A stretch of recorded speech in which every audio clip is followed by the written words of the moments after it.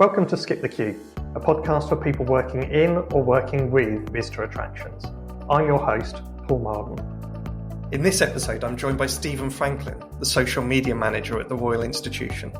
Stephen has seen some phenomenal increases in subscribers and engagement whilst managing the organisation's social media, which, as we'll find out, is pivotal to the role the RI has in science communication. Welcome, Stephen, to the Skip the Queue podcast. It's lovely to have you. Yeah, thank you very much for inviting me on, Paul. Really looking forward to this chat. Yeah, me too. So before we get started, where are you sat at the moment? Because it's looking like a pretty impressive location. Yeah, no, I thought I'd make an effort for the listeners and viewers. So I'm currently in the very salubrious surroundings of Mayfair. To be more specific, the Royal Institution on Albemarle Street, in the historic writing room, which dates all the way back to the sort of mid-1800s.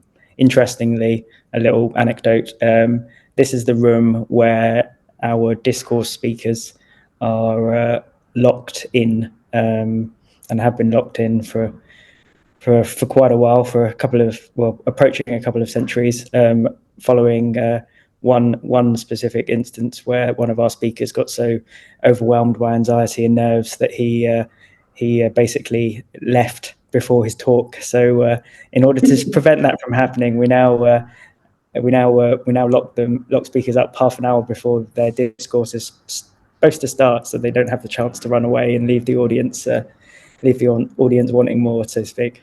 And for our Skip the Queue audience, I would like to emphasise that is not my plan going forward with the podcast. I am not going to lock people up half an hour beforehand. So, Stephen, we always start with some icebreaker questions. So I've got a couple for you. First one, what's your earliest memory of travelling outside of your hometown?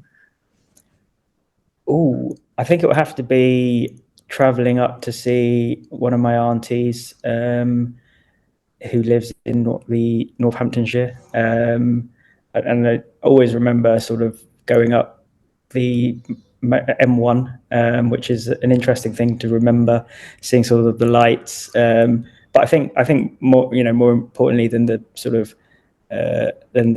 mundanity and boredom of travelling up a motorway, it was just sort of the excitement and good times of sort of getting treated by different relatives who also had a golden retriever called Barney, who I was very fond of, and that was probably my earliest memory. Yeah, family trips like that are lovely, aren't they? I remember lots of trips up into South Wales. So my memory would probably be the M4, travelling from Somerset up to the South Wales valleys to visit all the family. Okay, so the next one. How would you describe your job to a 2-year-old? I'm in the business of entertaining people, and the way I entertain people is by either doing it through the form of video, or by doing it through the form of written word, or by doing it in nice visuals, whether they are still photos or animated graphics. And as a byproduct of my entertainment, I hope to also educate. There you go. It's lovely. So the other thing that we always ask our visitors onto the show is, what's your unpopular opinion? I've been, obviously, you gave me the heads up for this, and I've been thinking long and hard about, what's the most unpopular opinion that I can come up with that I truly believe in, and mine is that audiobooks are a more pleasurable and enjoyable experience than reading a proper book. Oh, wow. Okay, so what's wrong with reading a proper book? For the librarians among us that might actually care about a physical book.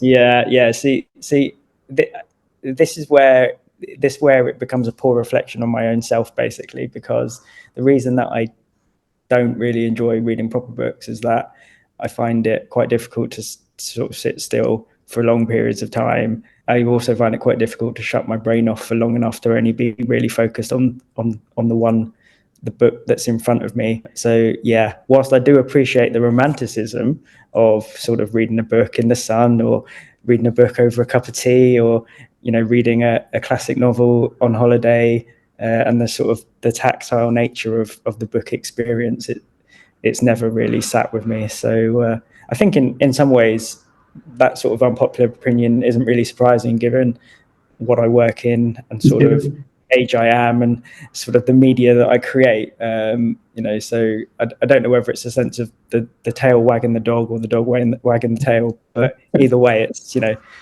there's a nice sort of closed loop there.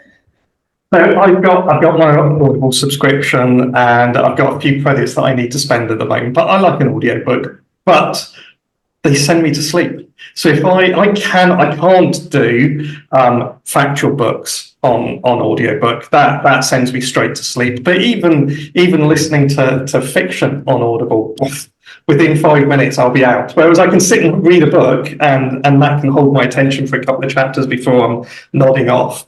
Audiobook, I just need, I don't know. I was listening to a Stephen Fry narrated one the other day. Oh, the lulling tones of Stephen Fry. Off I went to sleep. I think Stephen Fry is, he's sort of a silent assassin of the audiobook world insofar as he has such a, his dulcet tones just naturally send you off. And give me the Harry Potter audiobooks read by Stephen Fry, and I'm golden, so to speak. But yeah, no, I also got into a bit of a nerdy sort of, and this is a very typical conversation at the RI, but a nerdy chat about whether you retain more information having actually read the book than listening to the book, because I was of the opinion that you probably didn't take as much in if you were listening to it than if you were reading it. I can't exactly remember what the figures were, but I think the long and short of it was that actually the science suggests that sort of retention is slightly less, but not as drastic as you might have thought. So that gave me some sort of, made me feel a little bit better about myself and my inability to sit quiet for long periods of time and read. So anecdotally, if I'm reading to my daughter, because we read every night before she goes to bed, she's 10 years old, she can be doing something else. She could even be reading a different book and I'll be reading to her and I'm like, you're not listening to me. What did I just say? And she can just recite exactly what I just said. So she is listening, somehow doing two things at once. I do not understand how she does it. Yeah. I don't know whether this is factually correct, but somewhere somebody might have said something, or I've read it, but there's something about doing two things at once that, sort of gets your brain in a state of flow, and maybe ups your performance. Again, I actually don't know whether this is true, but if it's not, this is a lie that I tell myself.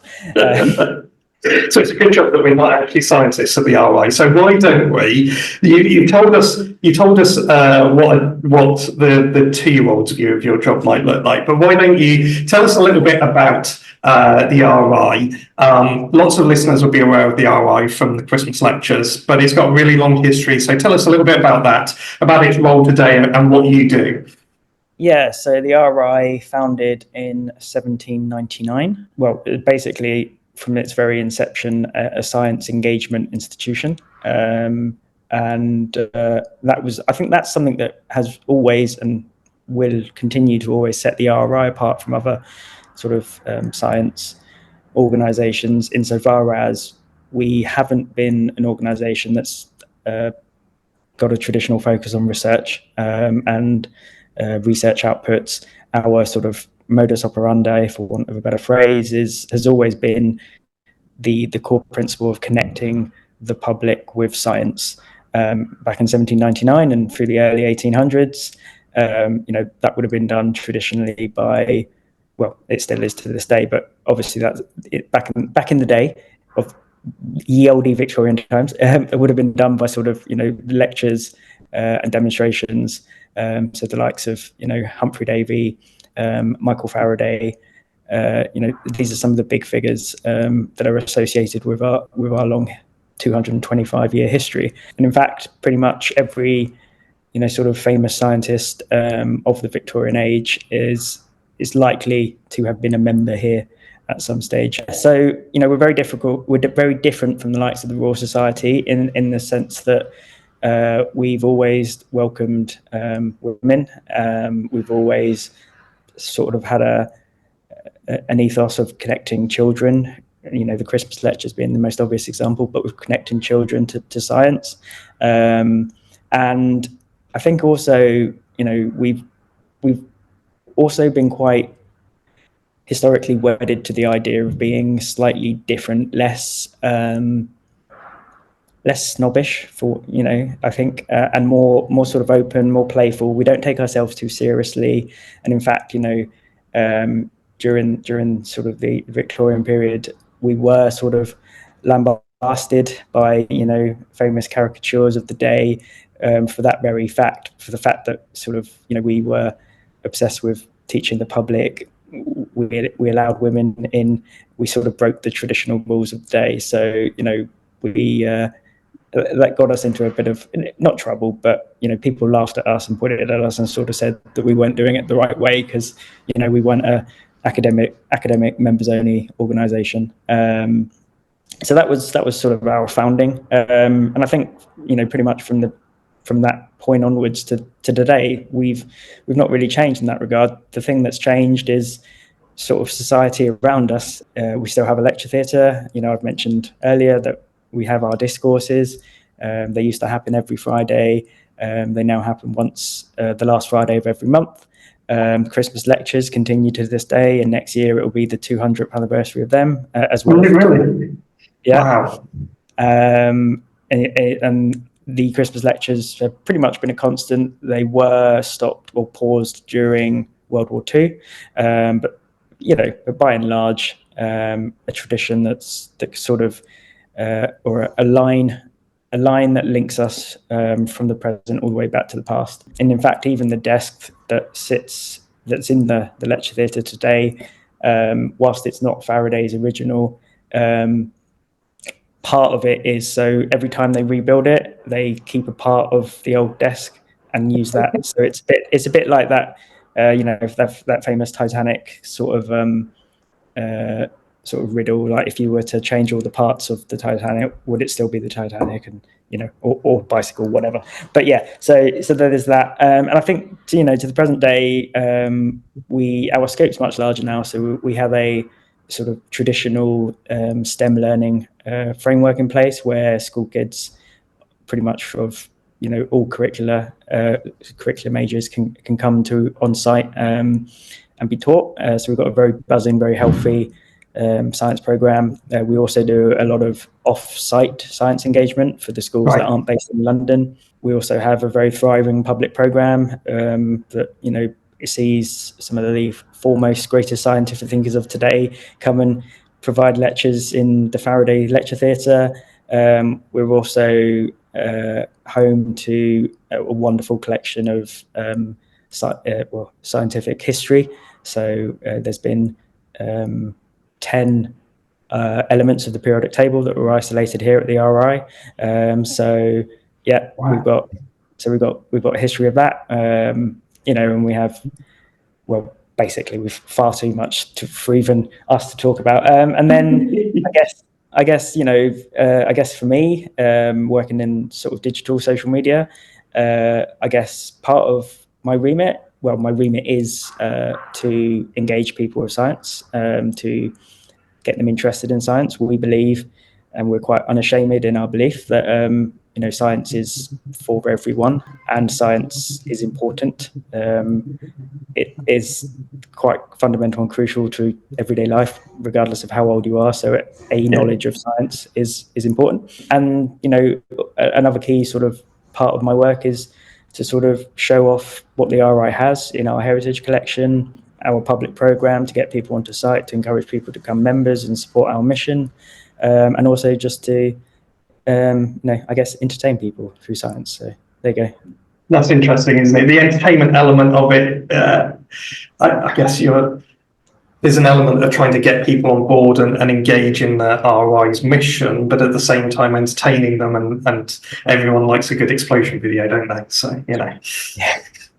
I mean, I'm sort of, not a day goes past where I don't feel incredibly fortunate, really, because, in some ways I get a lot of the credit for success we see on social media when videos go viral, but I'm not the one exploding hydrogen balloons or making, really impressive looking sort of demos, chemical reactions, so to speak. So, it's very much an all sort of team sort of mission. But I do have it very good actually, because I've got so much.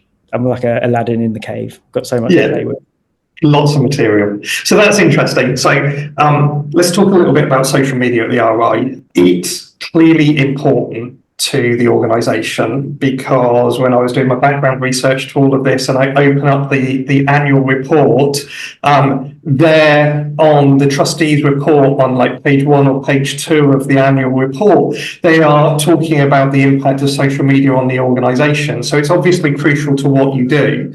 How do you think that it's become that important for the organisation? I think genuinely it does link back to that core fundamental purpose.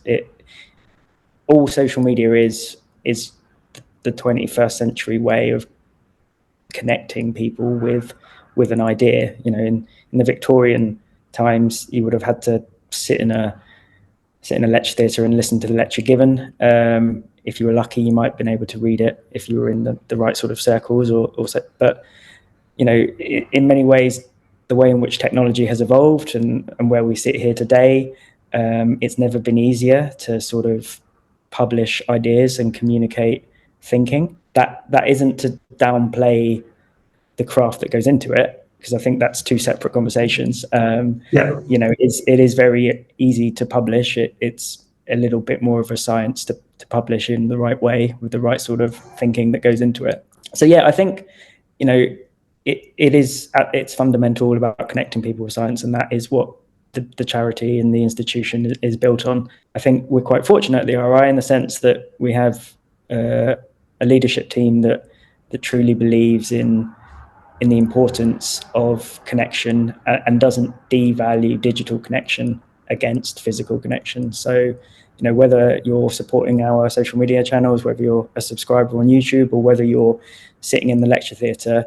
that is a valuable engagement that is fulfilling a function and part of our purpose. So I think that's why. And actually, it's really nice to be working at an organisation that does place such onus and importance.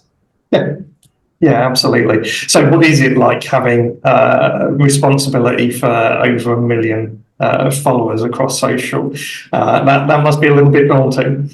Yes, it is. And I've thought about this a lot. And indeed, I've had quite a short career in social media, but I think even I've begun to mature in the way I think about this too. I think, first and foremost, if you're working in social media, you probably aren't somebody that's overawed by that fact that you can hit huge numbers of people pretty much instantaneously. And I think if you are somebody that would get anxious about that, you probably wouldn't be working in social or indeed comms. I think there's that, but I think it's a great honor, to be honest, to be trusted pretty much within reason to sort of spearhead a strategy and have a bit of fun and translate sort of scientific ideas into a medium that makes sense for the 21st century, or indeed the trend, or indeed the platform.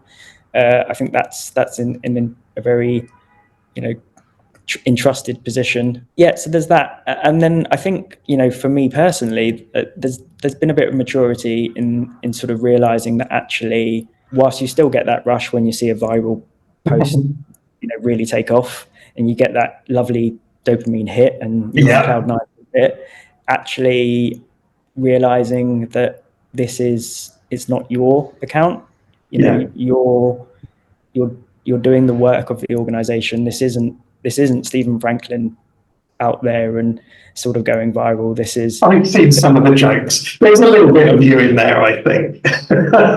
Yeah, no, there is. But I think the thing that I've realized is that when things go well, then you've got nothing to worry about. But in the odd moments where you get into a bit of a sticky patch, something didn't go quite anticipated, that's when having too close a personal connection with it becomes a little unhealthy.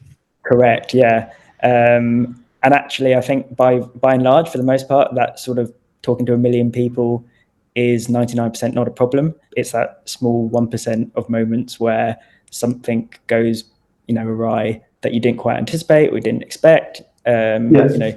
I try my best to think, 360 degrees about what possibly people could think in response to a post that I think is harmless. But, in reality, we're posting to the internet, and everybody on the internet is able to hold a view. I was having this conversation with my line manager a couple of weeks ago. 20 years ago, you would have published something in the press and somebody would have had the same thought. The only difference was they were having it in their living room and they were just muttering it to their other half.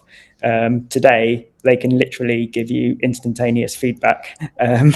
So that's how the dynamic shifted. So yeah, I hopefully, that's answered your question, Paul. Yeah. You touched on this a minute ago. You touched on kind of the broader strategy. So what are the goals for social for the organisation going forwards? I mean, more. How do you like it? No. I mean, there is an element of that. So obviously we want to continue growing all of our channels as much as possible.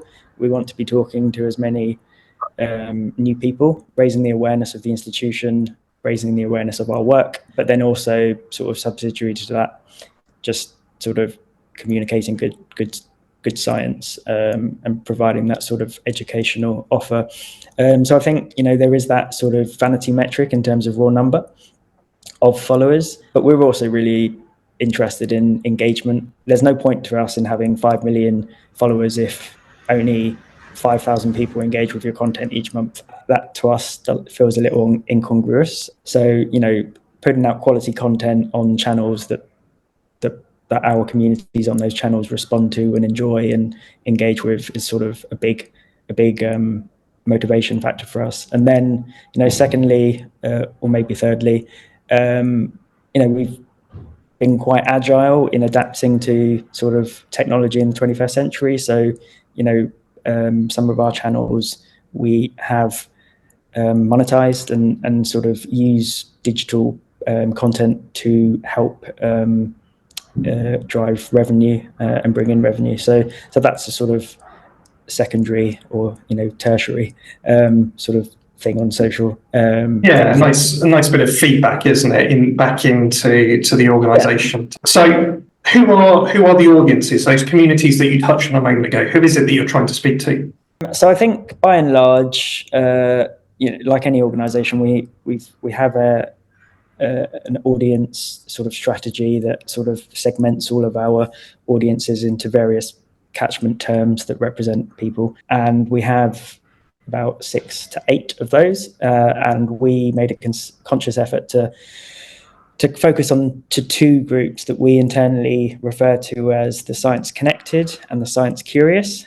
So science connected being people that might work in science, might have done a degree in science, might have a connection through science, they might be studying it. So, that traditional science core, they work in a career that is adjacent to science.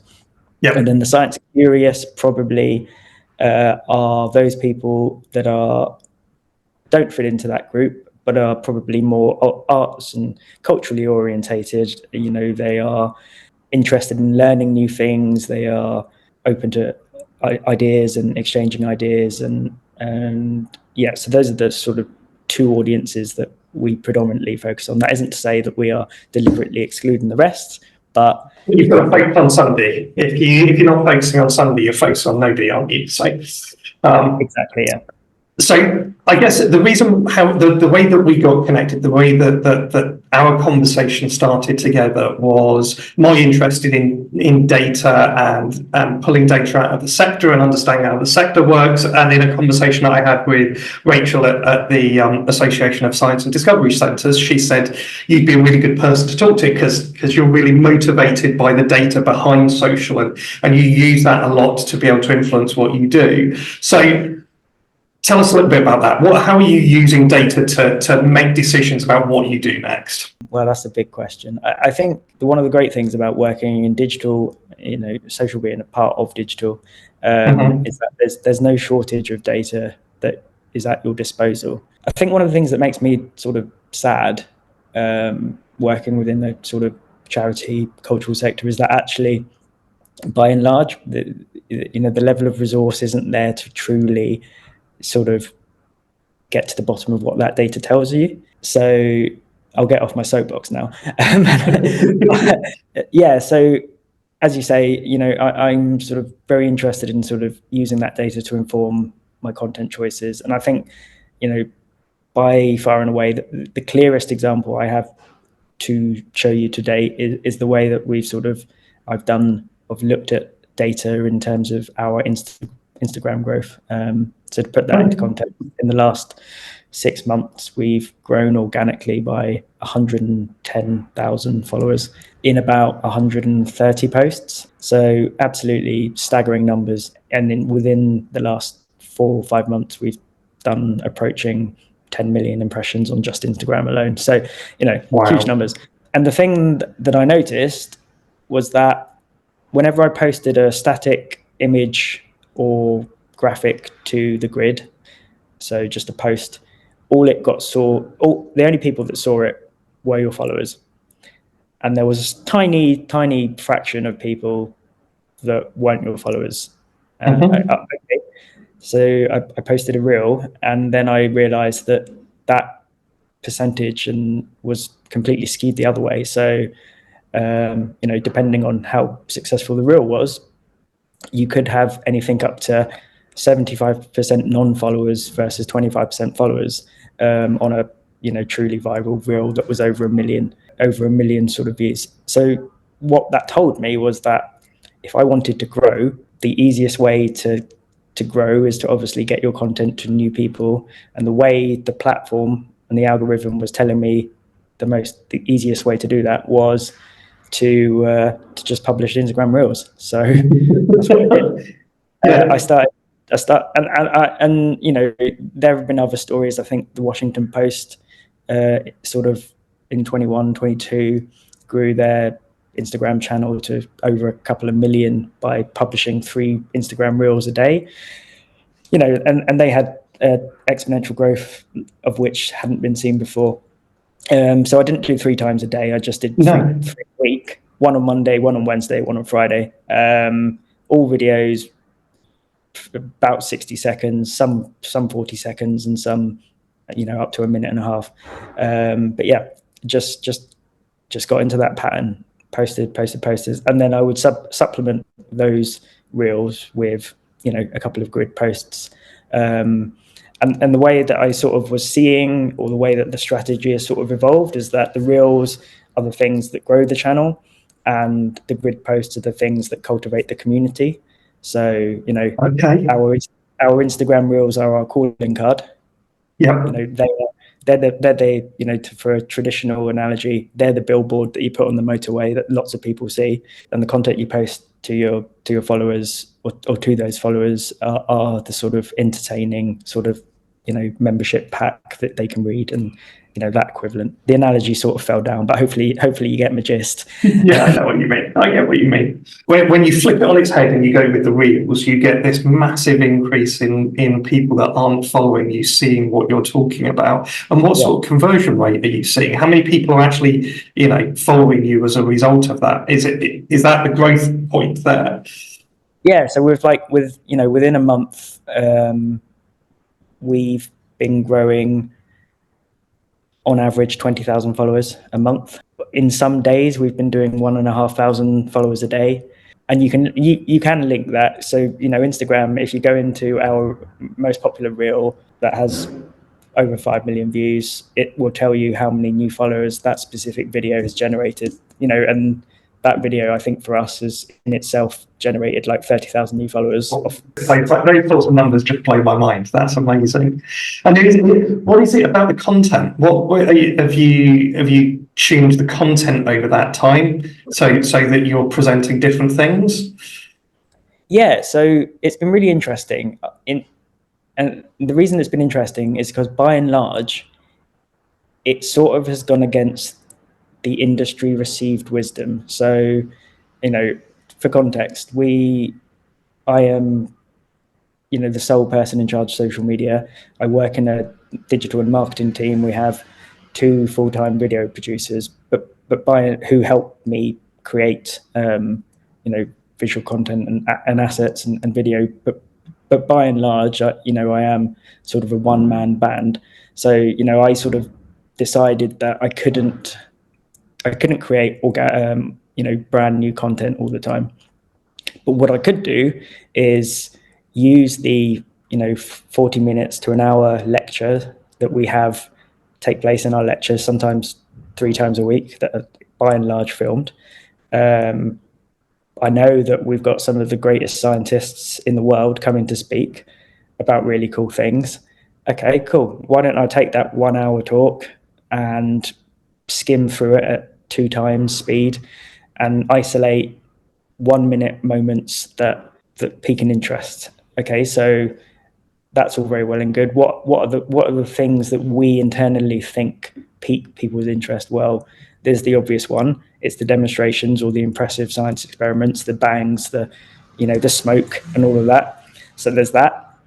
Then there's the talking about something that's vaguely topical, trending. So I think the probably most obvious example of that is Chris Van Dulliken and his ultra processed foods or ultra processed people book. We released quite a lot of content around that, and that did very well. And then thirdly, I guess it's the content that is likely to somewhat divide opinion. I won't say it's controversial content, but I would say that it's content that is most likely to get people talking. Because another thing that I noticed was that if your video gets more comments, it seems that helps with performance than likes. So you could get loads of likes, but if nobody comments, then algorithm isn't interested. But if people start talking and commenting, then the algorithm says, oh, people really like this. And it doesn't matter what they're saying.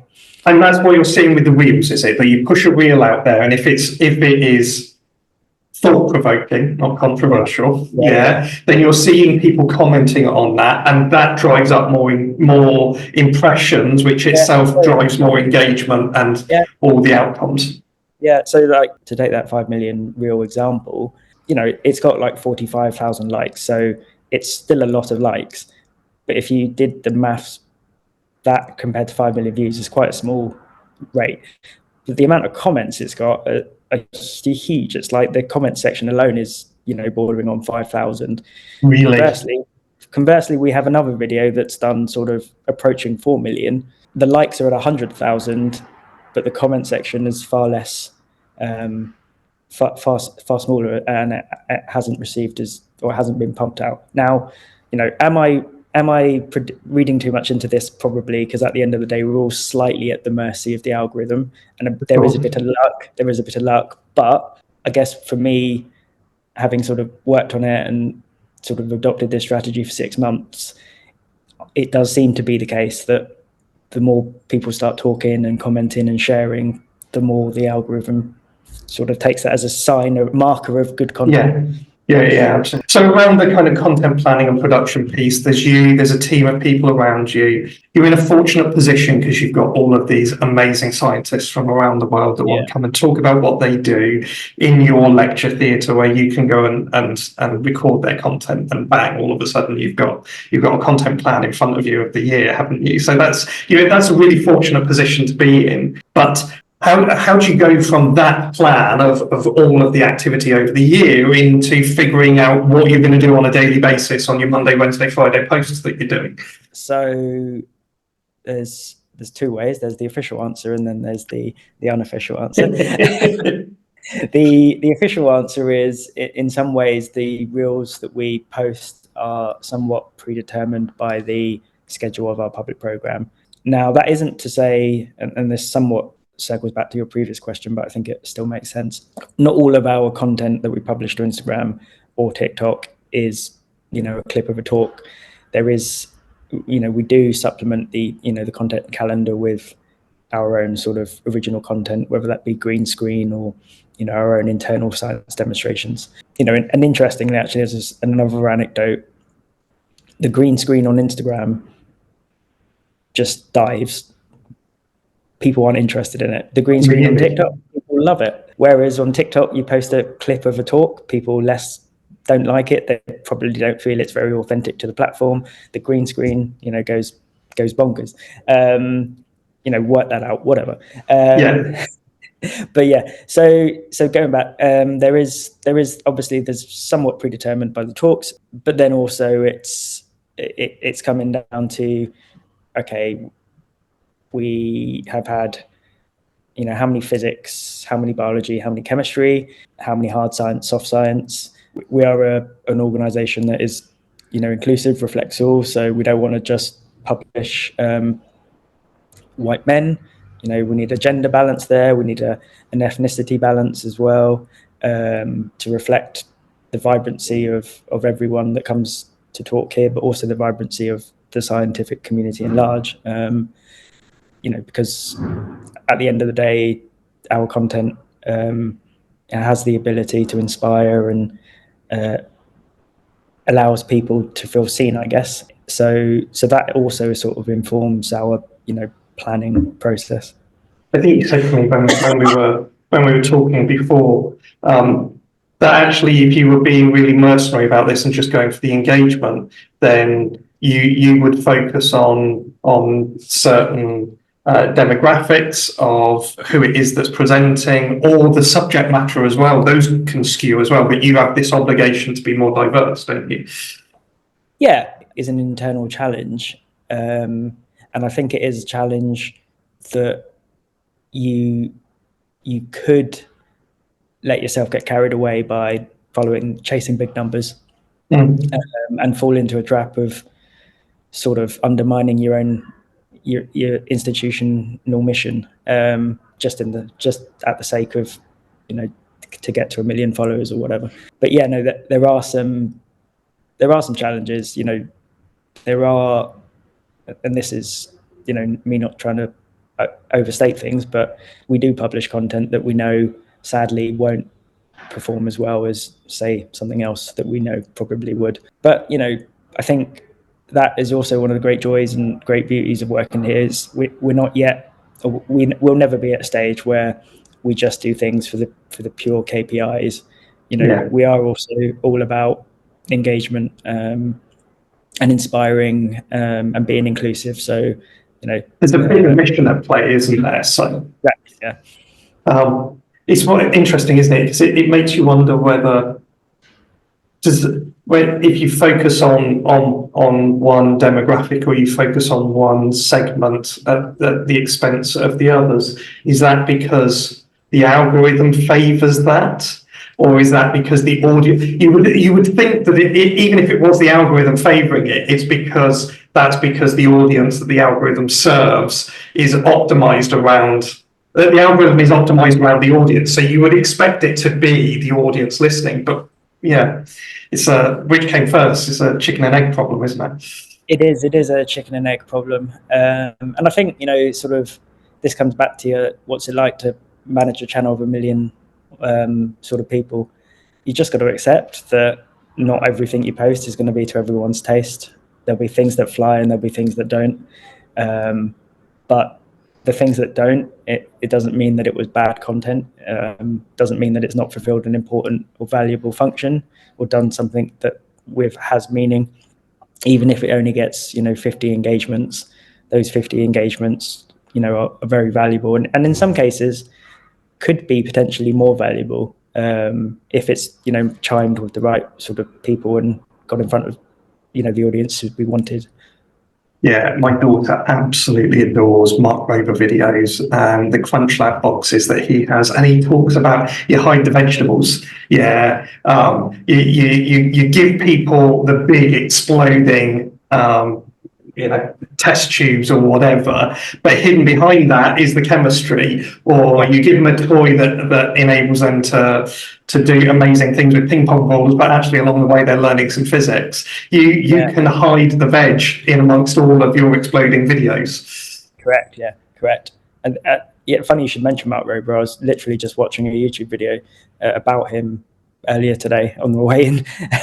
Yeah, I wouldn't say an idol of mine, but a really interesting sort of case study in somebody that it sort of, the way in which the creator economy is sort of pivoted to a way where you can become your own sort of advertiser as well as product, and you have the perfect closed loop. You create a product, you make a video for 30 million people that advertises your product, that then generates income, so you can create more product, so you can just go round and round and round.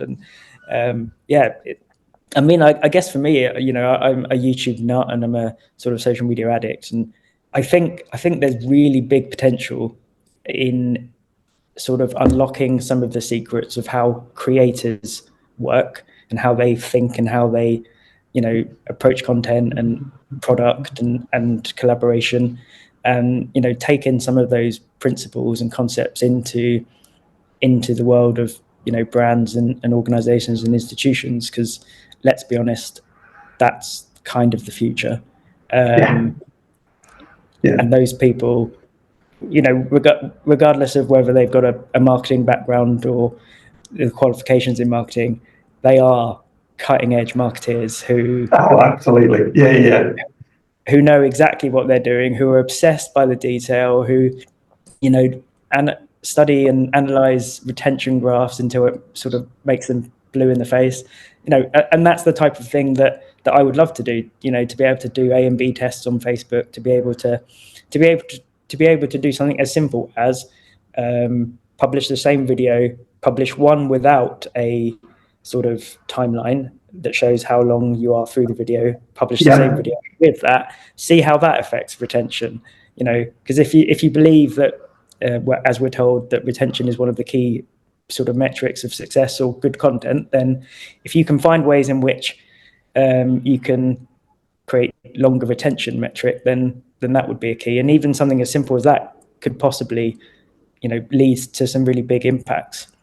Another thing, you could post your video on Reels and you could look at or TikTok, look at a retention graph. Okay, we'll publish the same video, but we'll take that spike and we'll move that there and we'll cut the video short. That's amazing, isn't it? Yeah, but that is the sort of thinking that's happening with some of the biggest creators, and sort of the I guess they're in a very privileged position because they have now huge teams behind them that can. Yes. But I guess for me, the core point is that they didn't always have these people there. And the data's there to all of us, isn't it? Yeah. And my suspicion is I've never spoken to the likes of Mr. Beast or Mark Rober or anybody with, huge social following. But my suspicion is basically if you just take one piece of data and you optimize your workflow around that, then once you've got that sorted, you then turn your attention to another piece and then another piece and then another piece. And, and then, if you've optimized 5 pieces of data, then maybe you are in a place where you can get another person and then, so to speak. It's a positive reinforcing cycle, isn't it? So let's take that. How do you demonstrate back to the organisation the return on their investment for all the work that you're doing? Well, as sort of referenced earlier, there is the sort of monetization aspect to that. So, I have a KPI of sort of quarterly and monthly budgets that I am against, that sort of I'm accountable to. So there's that. So that's a very obvious, straight line trajectory between a very opaque, maybe even dirty money sort of, and then digital content. But then I guess outside of that, there's, other KPIs, obviously growth on channels, engagement rates, numbers of engagements, link clicks through to our, posts that are promoting our membership offers, whether that be family membership or adult membership or our public program events. So, those are all the ways in which I can demonstrate, value, I guess.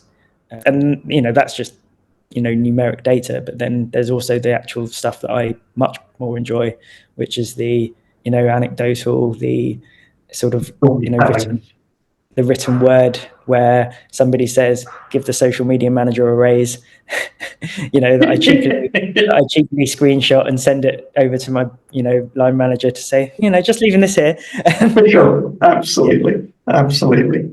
Well, look, Stephen, this has been brilliant to talk to you and find out a little bit more about what you do and what the RI is doing with social media. It's been awesome. And, we always ask our guests to tell us about their favourite book that we could share with the audience. So have you selected a book for us?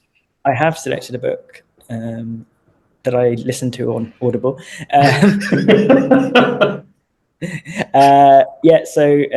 Stephen Bartlett's The Diary of a CEO, 33 Laws, Business and Life. Something that I've just finished listening to. I'm a big sort of fan of, have great admiration for, Stephen Bartlett and sort of the way that he's sort of, that rags to riches kind of story. But yeah, I think there's it's a very consumable, accessible book with some really nice little ideas in there that, you can take away, probably implement to yourself. One of the greatest is the idea of absurdity, and the role that can be and how that can be exploited, not just in social, but just within marketing. And, those sort of tidbits, stick with me. I guess, it's in that ever sort of growing pursuit of mine of trying to just make myself, 1% better each day. And if I can learn from, some of the world's best and sort of get any part of wisdom or insight from them and sort of implement that, then that's not going to do me, I hope, any bad. So yeah, that would be my recommendation. Well, there you go, lovely listeners. So if you would like a copy of Diary of a CEO, then jump onto X, retweet the show announcement and say, I want Stephen's book. And the first person that does that will get a copy of the book.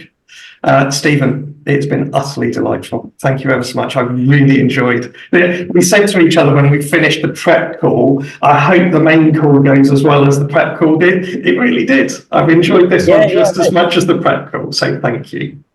No, thank you very much. And it's been really enjoyable. I just wish it could have been longer, to be honest. Well, maybe we'll bring you back for part 2 again sometime soon. Thank you, Stephen. Thank you. Thanks for listening to Skip the Queue.